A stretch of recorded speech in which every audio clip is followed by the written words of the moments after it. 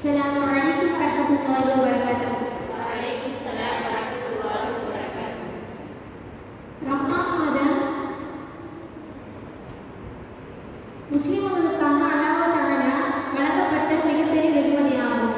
ஆனால் அது வெகுமதியினுடைய மதிப்பை நாம் உணர வேண்டும். அப்படி உணரவில்லையானால் அது வெகுமதி கிடைக்காதவர்கள் மாதம் முழுவதும் ரமலான் ரமலான் என்று கூசுவதை தவிர வேறு ஒன்றும் அவர்களுக்கு கிடைக்காது.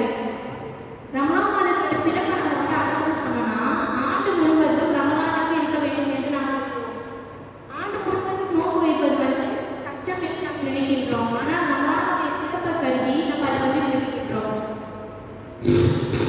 சஹாபாக்கள் ஒரு முறை போருக்கு சென்றனர்.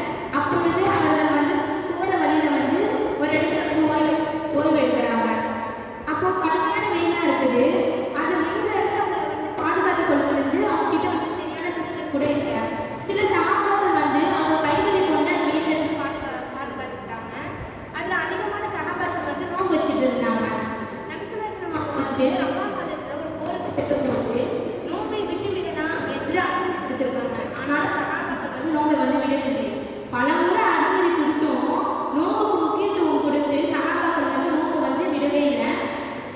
இன்னும் அதிகமான சகாபாக்கள் ஆண்டு முழுவதும் நோன்பு வைக்கக்கூடியவராக இருந்திருக்காங்க.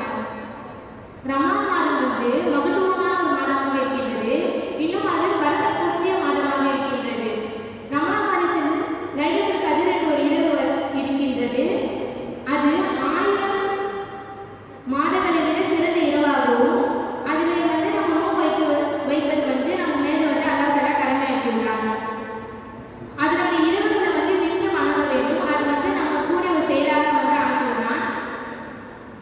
எந்த ஒரு மனிதன் அல்லாஹ்வுடைய பொருத்தத்தை பெறுவதற்காக அந்த மாதத்தில் ஒரு நற்செயலை செய்கிறாரோ அவர் அந்த ரமலான் மாதம் அல்லாத மற்ற மாதங்களில் ஒரு பர்வை நிறைவேற்றியவர் ஆவார். யார் ரமலான் மாதத்தில் ஒரு பர்வை நிறைவேற்றுகிறாரோ அவர்கள் ரமலான் மாதம் அல்லாத மற்ற மாதங்களில் எதுவொரு பர்வை நிறைவேற்றியவர் ஆவார்.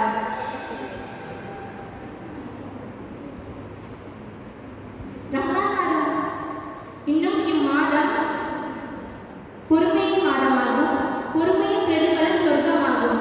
இந்த மாதத்தில் மனிதர்கள் கூட்டுறவாடி அவர்களோட சுக துக்கங்களை பங்கு பெறக்கூடிய மாதமாகும். இன்னும் இம்மாதத்தில் அல்லாஹ் தஆலா முஃமினுடைய உணவை அதிகரிக்கின்றான். எந்த ஒரு மனிதர் நோன்பாளிக்கு உணவளிக்கிறாரோ அவர்களோட பாவங்கள் அனைத்தும் மன்னிக்கப்படுகின்றது. இன்னும் அவர்கள் நரகத்தை விட்டு பாதுகாக்கப்படுகிறார்கள். இன்னும் அந்த மனிதருடைய நோன்பு வைத்த மனிதருடைய நன்மைகளும் அவர்களுக்கு எழுதப்படுகின்றது. இதனால் நோன்பு வைத்த மனிதருடைய நன்மைகளிலிருந்து எந்த ஒரு நன்மையும் குறைக்கப்படாது. அதாவது நோன்பாளிக்கு உணவு கொடுத்ததுன்னா வெயிலே உணவு கொடுக்கிறது கிடையாது.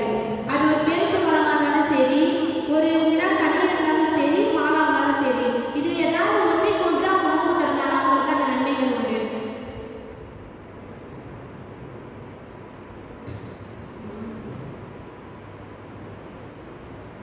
இந்த நோக்குல முதல் பகுதி ரஹமத்தாகவும், இரண்டாவது பகுதி பாவமன்னிப்பாகவும், மூணாவது பகுதி நெருப்பை விட்டு விடுதலை பெறுவதாகவும் இருக்கின்றது.